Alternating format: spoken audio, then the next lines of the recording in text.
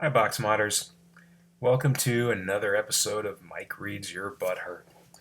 This one's gonna take a while. This is gonna require some setup and uh, and maybe some attention, at least a little while, if you're going to really appreciate it. So, this is first. I'm gonna start with the backstory, um, which is a modder contacted a DIY modding parts vendor concerning an issue he was having.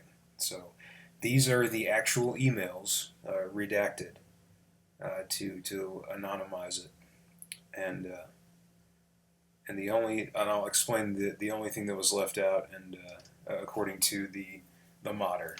So this is, to the best of my knowledge, an as accurate representation as possible within the original context of this issue. And I say all that for a reason, and you'll find out soon enough. All right. I didn't even come up with a fake name for the modder. We'll call him Dick Butt Jones. So Dick Butt Jones wrote to anal at harrylube.com. We're going to call this DIY site harrylube.com, and just for the sake of keeping their identities secret. Um, so I think I got a bad batch of MyTech switches. Misspelled MyTech, whatever.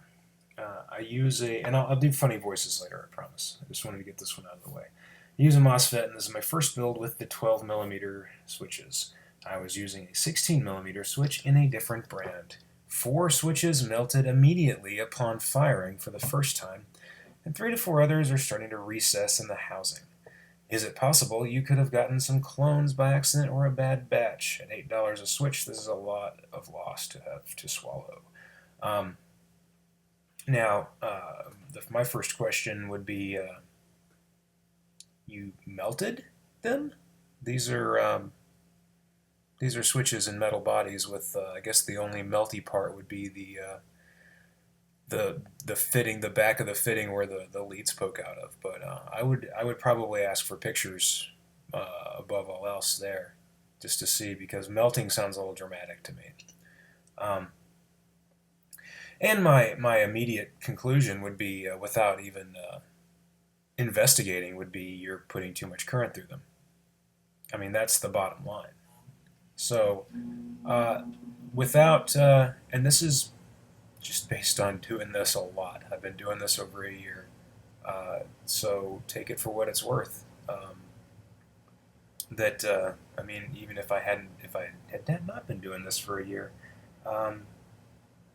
current creates heat. Heat's going to melt your things. So okay. So I just wanted to throw that out there, because what follows is fun. So Harry Lube, representative of harrylube.com, and we'll explain this in a second, writes back to Dick Butt Jones. Hey, can you shoot me over a basic diagram, specifically giving me info on the MOSFET and resistor values? Now, I need to know what's going on. Now, what I think is interesting about that is the MOSFET and resistor values. So basically, what they're assuming is that the problem is somewhere in the MOSFET and resistor pair, which is the least likely scenario, because no matter what your MOSFET rating is, the gate will never have a resistance low enough at any point to damage a tactile switch. So, I mean, that's the point of having a MOSFET, is you have the gate impedance is incredibly high.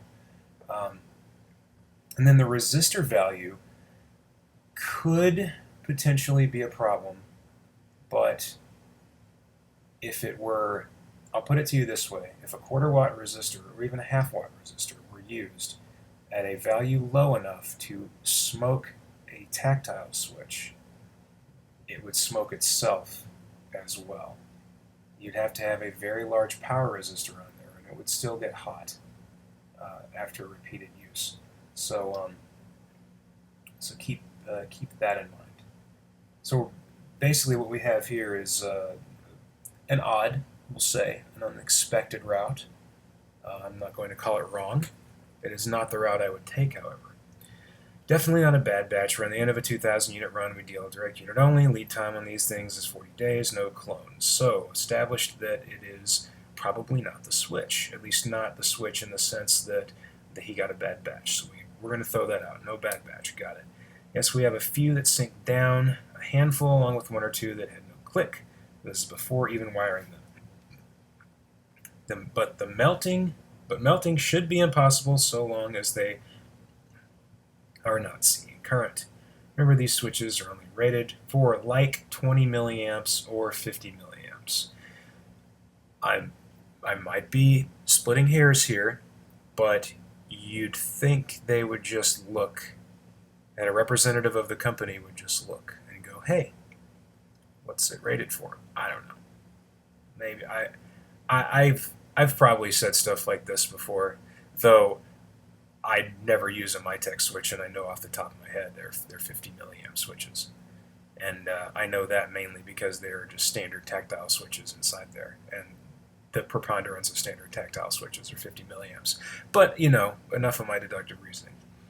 Let me know, please. The sunken ones were replaced, but let's get to the bottom of the melting ones. Thanks, Harry Lube. Yeah, let's get to the bottom of this. So, Dick Butt Jones writes back, well, no, he replies back down here, the Mauser part number, it's a IRLB 3034, which is the MOSFET. 15K resistor, quarter watt, plus or minus 1% probably is what they're trying to say there, tolerance. Same parts that I've been using in boxes for a while. Then switch to Mytek from an off-brand 60mm switch, and then start having issues. So the only thing you don't see here is where Dick Butt Jones shows Harry Lube the link to the 16mm switches he was using. So bear that in mind that that Mr. Harry Lube has seen the link to the switch, and or at some point he does. If it's here or later on, I don't know. So Harry Lube's follow-up this is after, by the way, or no, this is before. So he follows up with this is actually before this, but so he asks how many batteries in series or parallel. So he goes from this at 1250 to asking a follow-up question at 120. How many batteries in series or parallel? What kind of switch was the off-brand? AV, which is probably anti-vandal, which, by the way, doesn't matter. Anti-vandal only means you can't vandalize the face of it. It is hard to dismantle. So that's it.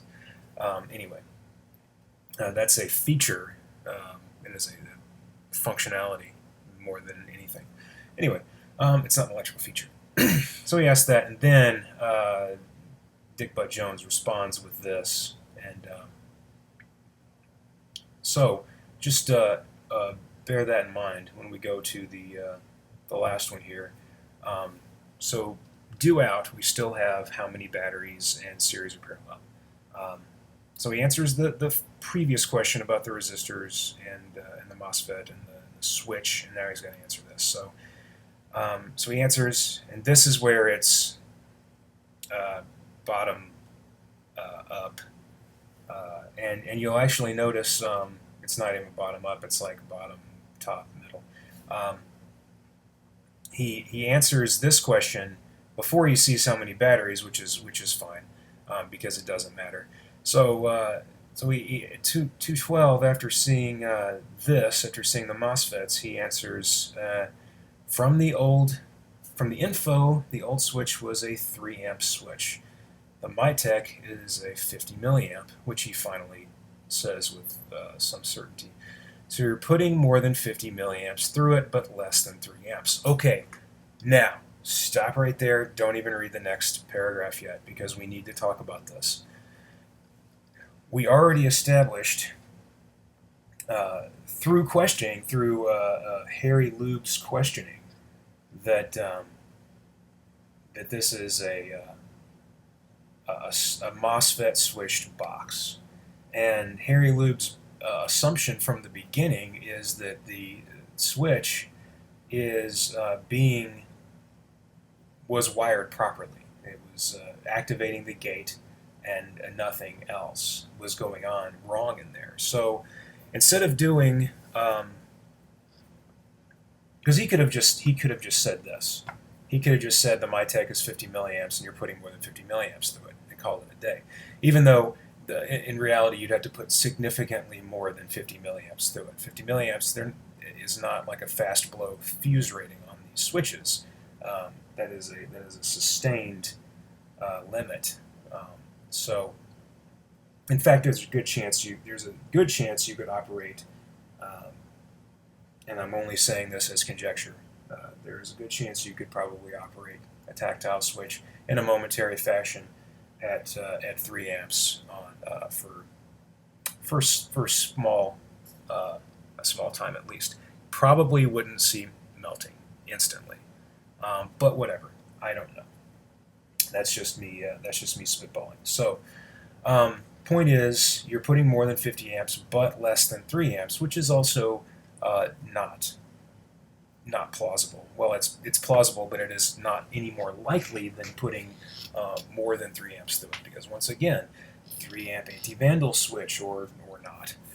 If your 3 amp push button switches, that is not a fast blow fuse rating. At 3 amps, they don't suddenly give up the ghost. And how do you know this? Because there are hundreds, if not thousands, of you bros out there using boxes without MOSFETs, which are switched by 3 amp rated switches. And you guys are putting .02 fucking builds on them. And coming into my group, well, not so much anymore, coming into some groups and being like, I don't need a MOSFET. I run this at .02, 400 watts, 8,000 amps all day, every day for 6 months, and all this shit, and that's great. Do it up, and I mean you're losing performance and longevity over using the MOSFET, but that's your prerogative. But thank you for existing, because you are. The proof that that you can obviously run these things higher than 3 amps. So anyway, that's so this whole statement right here, one, ignores the conversation that they just had, and two, because he could have just said this in the beginning, and at least without the 3 amp switch part, he could have just said that. Oh, you're pulling more than 50 milliamps. He could have just said that and been done with it. But now he has all this other information to where this statement seems dismissive and ill-informed. Now let's go further. Let's read the rest of it and see what it says. We're not a mech box house, so let's stop right there. A MOSFET box is, by no one's definition, even the most outlandish definition of mech, is not a mech box because it contains electronics. That is, if there is one thing everyone can agree on when it comes to defining something as mech, is that it has no electronics. So So that's you're losing credibility when you say things like that. When you speak so lazily. To use terminology that's just inappropriate for the situation.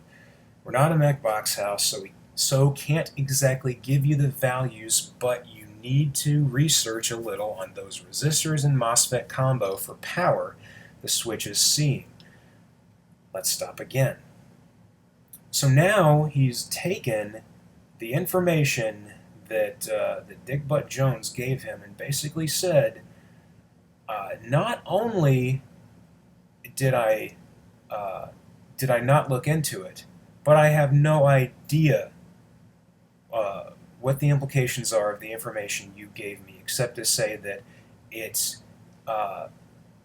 might be inappropriate. But at this point, he is still saying that he is still assuming that the switch is wired correctly to the MOSFET and that the current drawn by either the MOSFET and or the resistor is the problem. So it goes on. I know for a fact guys are using that switch on a production boxes, though, so it's possible. So he admits that the switch, he does admit that the switch can be used on production boxes, whatever that means. But current through the switch has to be less than 50 milliamps. So the whole issue here is that basically he either doesn't know what he's talking about or didn't care to invoke even the most basic knowledge of MOSFET boxes. Which if he's not a builder, if all he does is buy parts and distribute them, that's fine. But hire someone, or at least keep someone on retainer who knows that shit, who can answer those questions authoritatively and accurately. Because two of the biggest problems in modding is, one, all the people with confidence are the stupid ones. And that's really in reality, is all the dumb ones are dumb with the greatest confidence, and the smart people are the ones who are willing to doubt themselves. And it's not bad that smart people doubt themselves. It's bad when they doubt themselves about things they know are absolutely true. And you have very smart, very knowledgeable modders who are not willing to just say, this is how it is 100%, because every bit of electrical science and application proves it. And you are not only wrong, but you are fractally wrong. So that's what I'd say to Mr. Harry Lube, is get someone who has the balls to tell customers how it is. You can do that in a friendly manner. You can do that without being an asshole. But don't let someone use their bro science to override what is true in reality. And what you've done here is and I'm speaking to you, Mr. Harry Lube, because I'm truly, I know someone's going to show you this. So what I expect of you is to up your game. I don't want to see this happen again. I don't want to have another modder post in a Facebook group asking for help because they've lost all respect, at least in a technical sense, for you, because you've given advice that's counterintuitive and lazy and ignorant.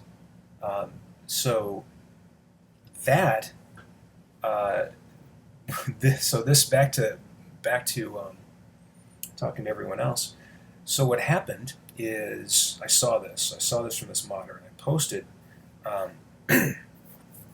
I posted these screenshots in my group, and I kind of compressed them down to kind of, hey, I've had a problem. I told you that I had a MOSFET, and you said this kind of thing, to basically show the group that the conclusion that was drawn was ridiculous, and that someone who is a customer of Harry Lube should get in touch with them, because I was not a customer. I had no interaction with them before, and didn't really care to go up into someone's business and be like, hey, you're doing it wrong.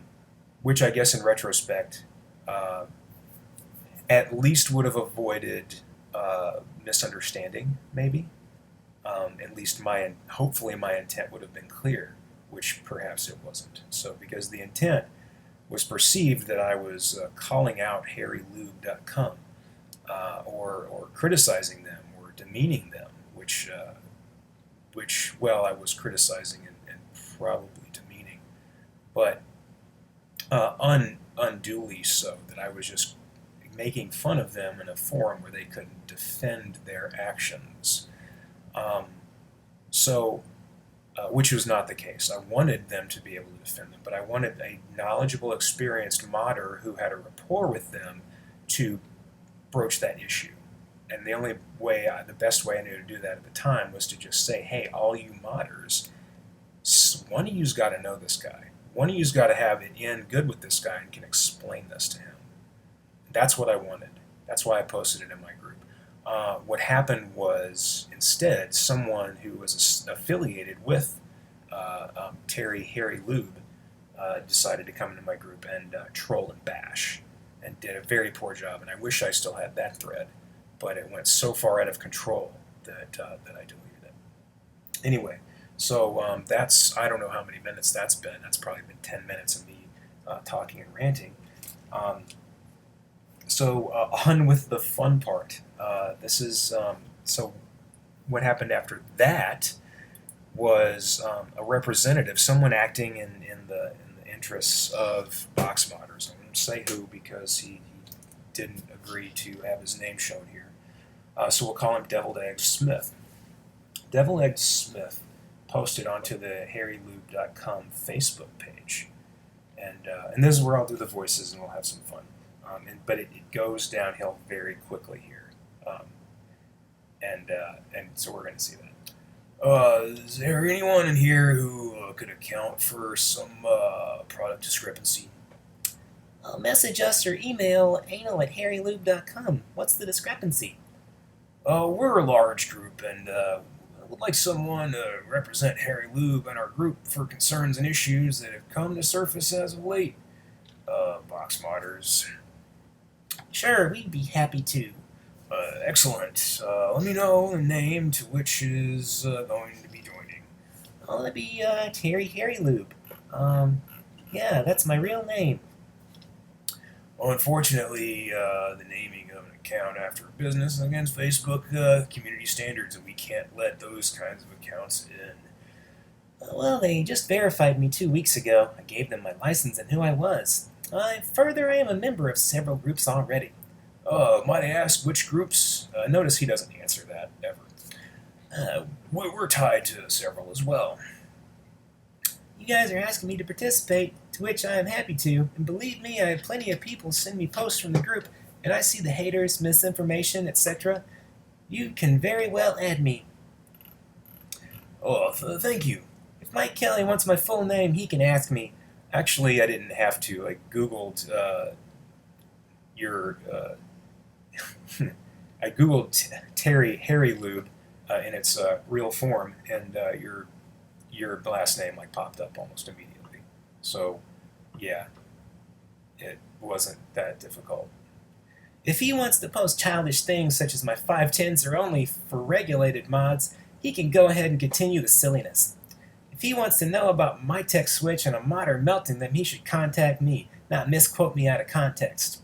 So, two things.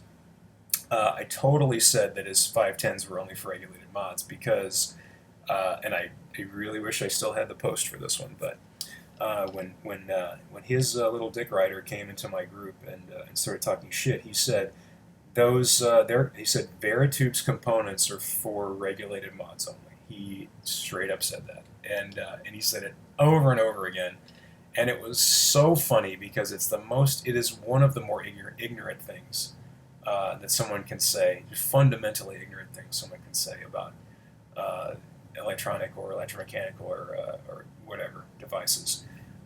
So we made it into a running joke, and it's still a running joke, and that's basically all that's ever said about Harry Lube in my group anymore, because it was so funny, and because of the rest of this. So not misquote me out of context. I posted the screenshots. That I didn't quote him. I just posted the screenshots. So not only did I not quote him, but I also gave everyone the original context, just like I did with you. Except I laid it out. I guess in the video I laid it out more extensively. Or better yet, just post here and debate it instead of a closed group. Not a debate. I'm not saying, I'm not postulating something or I'm not presenting an idea that has differing opinions. The advice was, the core of the advice was misleading, misguided, lazy, and ignorant. And I say ignorant in the fact that it presented the point of view of not being informed on a topic, and that is what ignorance is. Ignorance doesn't mean stupid. It doesn't mean uh, it's not really a demeaning term. It simply means you are not aware of a situation. Um, you don't know something about that, so therefore you are ignorant. Um, and that's why I keep using that term. Is the most apt term, I think, for it. Anyway, where was I?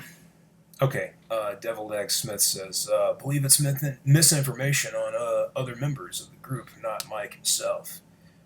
And finally, I show up and said, there's no debate. You made your stance clear. His stance being that I guess the issue doesn't need to be addressed, and that I'm a childish, silly asshole for making it an issue. I don't know, because to me it's an issue. So yeah, I guess I am. What stance is that, Mike? The simple fact that you continue to spread misinformation in a closed group? That much is clear. I like how he says closed group like more than once. The reason the box moderators is closed is not so that I can keep people from participating in our discussions in general. It's because so there are three levels of Facebook group. There's open or public, rather. It's called public, closed, and secret. Public means that every single person logged into Facebook, and maybe not logged in, I haven't checked that, but every person logged into Facebook, whether they're a member of that group or not, can see the 100% the contents of that group. And that's not so bad. That's not really the bad thing. The bad part is, you know that little feed on the right side of your Facebook that shows everyone's activity in like real time or very close to real time? Every time you post, comment, or whatever, even like, I think, in a public group, that shows up. So all of your friends see that activity. A lot of the people in the vape community don't want their activity in that vape community presented to all of their friends and family on Facebook as in a live stream. So it is a basic function of their privacy that group is closed, and myself included too. I don't need every single thing that I say and do in there published to every single one of my friends in real time. Um, so so I don't I don't let it be a public group. Um, so yeah, it's not about hiding information. Bit.ly slash lowercase Google, uppercase BOX. That's I just gave you the collection of all my modding documents right there. So I'm not about hiding information. I'm about giving people a forum to discuss accurately discuss technical information, post some memes, and not be afraid to tell others that they're wrong and how they can improve. So,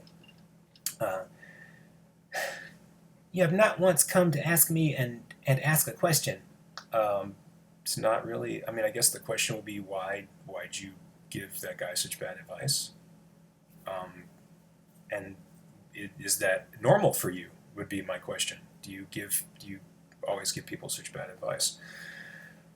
So I say I only relay information provided me by members. If that information is accurate, you should join my group with a profile that does not violate community standards, so the error can be cleared. And I mean, obviously, the information is the only information that could be inaccurate is that one dick writer of his that came into the group and talking about their devices are only for regulated, and of course that's wrong. But it was so abjectly wrong that it was funny, and because Mr. Harry Lube never bothered to come in and counter it, we just ran with it. It was fun. So Deviled Egg Smith says that's all we're really looking to do.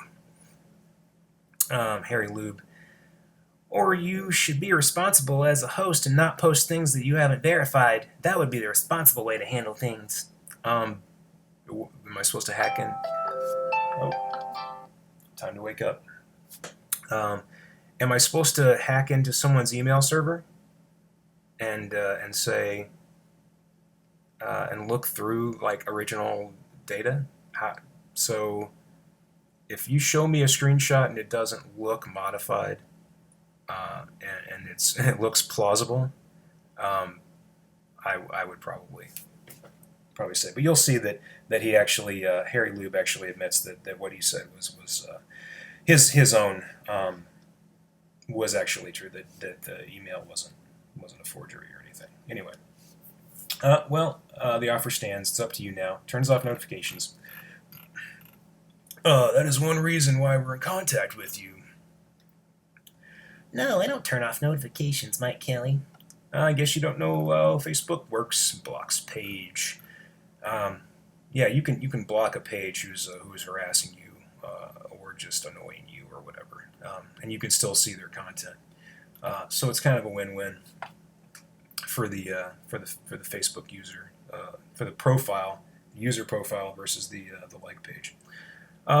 Again, deviled eggs, the profile's valid. Facebook froze me 2 weeks ago. Asked for all my info and identification and open it back up. It's valid. So, valid or not? And I have some strong opinions about Facebook's inability to enforce their own standards on an even keel. But having by Facebook community standards and by their own admission, if you have a name that isn't on your driver's license or birth certificate or whatever, you're going to be forced to change it. So how he didn't have to is beyond me, but it tells me that Facebook is doing a terrible job at doing what they said, enforcing what they said everyone has to do, which is fine.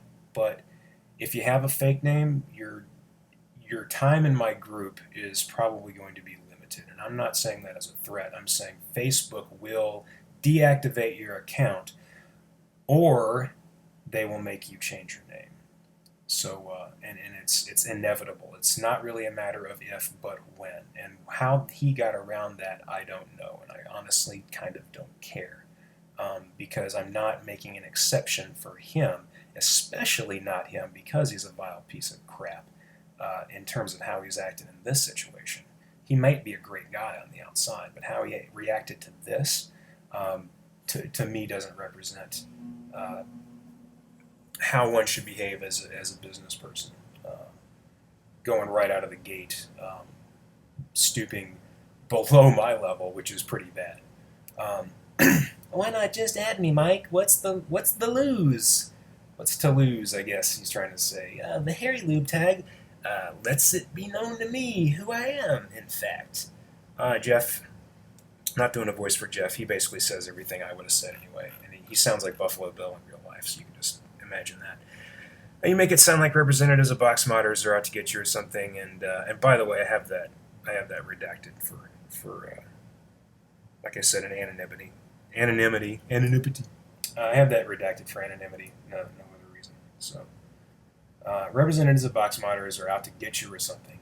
They came to you to give you the chance to clear up customer service and product failure issues that were recently brought up in the group. We're not adding your business profile because it violates Facebook community standards. We already covered that. And it's basically talking advertisement that the group can do without, which is absolutely true. We really would prefer if you're in the group to do something other than just promote your shit. However, if you'd like to join on a real account that does not violate these standards, we would be happy to have you. Jeff Cancrat, it's not a business profile. And as for advertising, you guys are doing a fine job of that for me. And I guess I'm going to be continuing doing that by posting this video.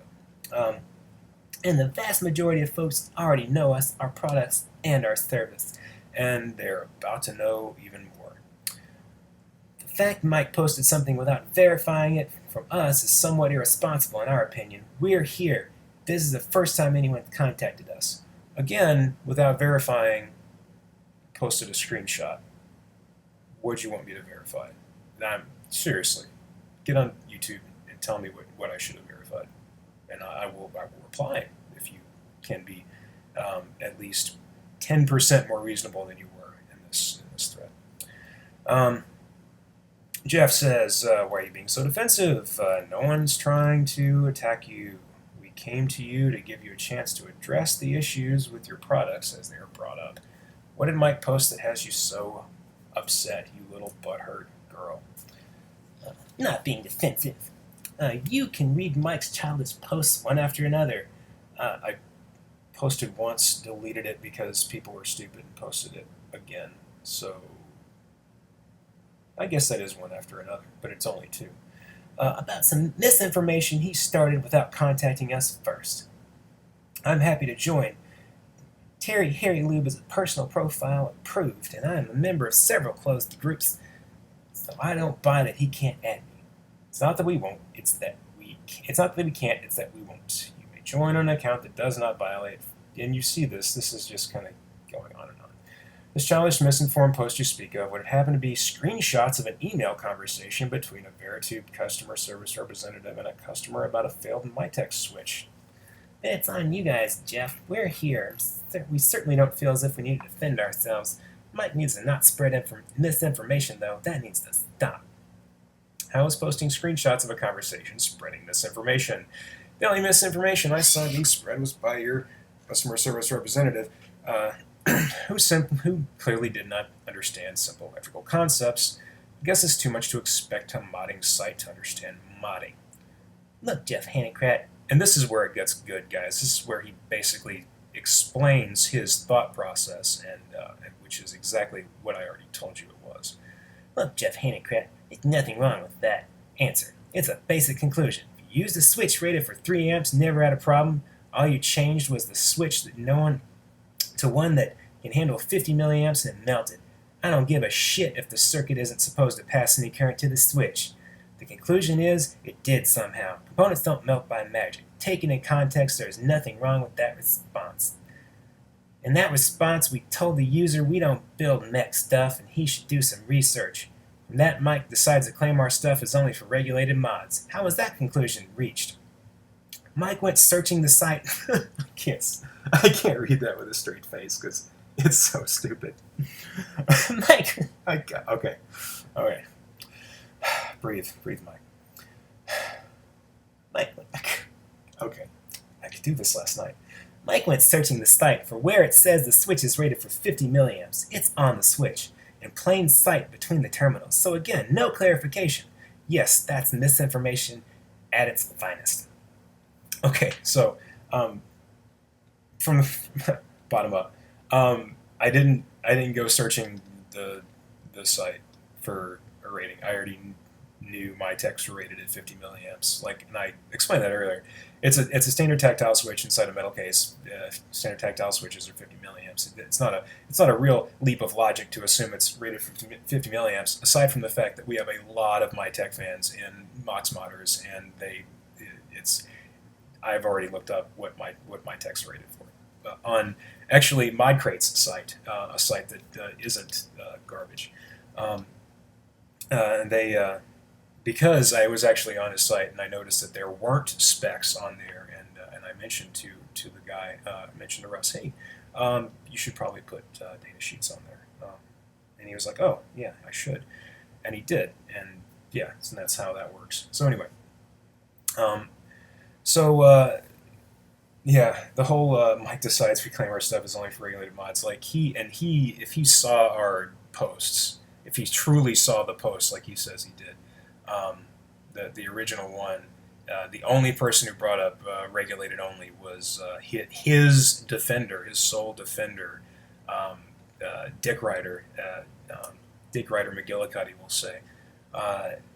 Dick Ryder McGillicuddy was just on and on about this regulated only stuff, and we just thought it was so funny because it really is. Okay, so first paragraph of that response. There it is.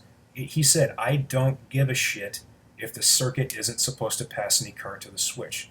The conclusion is it did somehow. No, the conclusion is something passed current to the switch. It didn't have to be that circuit.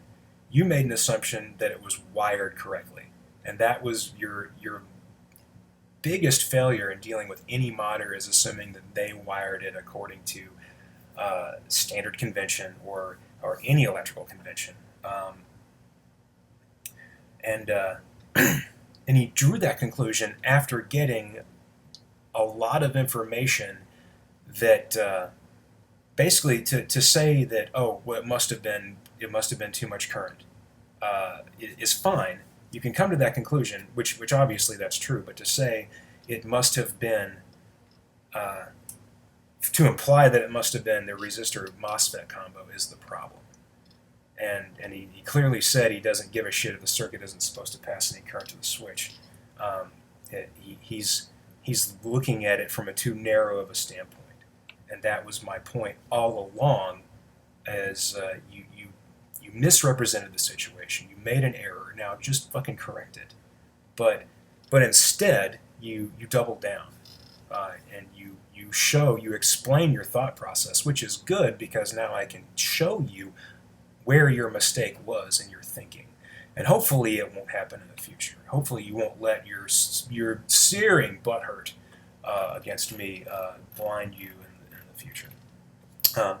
Then there's this ridiculous constant posting that, according to us, our connectors are only for regulated mods. It's not ridiculous or constant posting. There are a couple of people in the group who do make that comment way more often than I do. And it's just funny. So, come on, Jeff, get real. Of course, last night's post was deleted for some funny reason. Why is that? Why do you guys trash people in private group and then go delete when I start quoting shit I shouldn't have seen?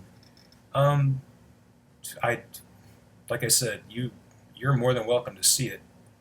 You just have to, you know what you could do? You could just make an account, and it wouldn't even have to be your real name, because I know your real name. I don't really care. It could be Bob Jones, Rick Steve, John Smith, Bobby Whitlock. No, that's a real person in my group. Well, you could still use their name. I wouldn't really care. He might not like it, but you can do whatever you want if it looks plausible. And you just let me know, because I'm probably not going to add you if it's a brand new account. Just let me know, hey, look, this is me, and then you can represent yourself however you want. And I don't give a shit. But you won't. Again, add me. I'll be happy to debate this in your closed group. Not a debate. We have nothing to hide. Which is good, because you'll be fine with me showing this email to the people on YouTube. The problem isn't on this side. Then again, we have no need to defend ourselves, so you'll be happy to debate it, but you have no reason to defend yourself. I don't understand. You and Mike should man up and add me. Many of your members seem to use our connector and switch have no problem.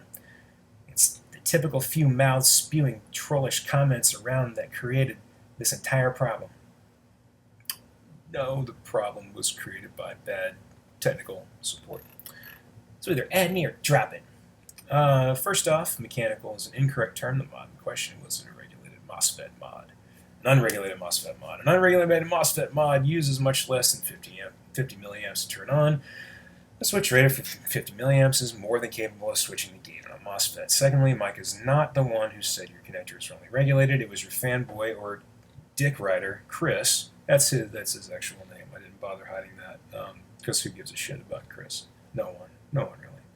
Is the one who said, who made the Harry Lube is only for regulated comments. Anyone who knows anything about electricity knows how ridiculous that statement is. Jeff, why are you taking this so personal? Was he? Granted, you're a fanboy of Mike, who's the spewer of shit, but come on. I already said I don't give a shit if it's not supposed to pass more than 50 milliamps, because it did. He only changed one thing, the switch, and it failed. Logical fucking failure right there. You took the word of the modder. He said he only changed one thing. You didn't bother challenging the modder even once, because you treated him, I guess because you treated him like a customer and not like a fallible human being. You got to challenge these people. If you don't challenge the way people think about their work, they won't progress. And maybe that's a problem with customer service versus technical support. Is tech support doesn't have to say you're right. They just have to ideally give you the correct information. Oh, let's see. Where was I? These switches are being used in production unregulated MOSFET mods. I supply them and have no failures reported back when a box is apparently built correctly. You're picking on something that's not there, man. So why all the deletes from last night? Really obsessed with the post deletion. Like I could go in and post this stuff again right now if you really want me to. I mean, and we can have this conversation again. That's fine. But you are not going to be in it unless you can stop being such a little girl and have an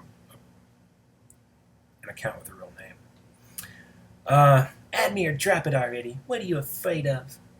This here is all public anyway, and I have no qualms about calling out your and Mike's petty bullshit going on in box modders.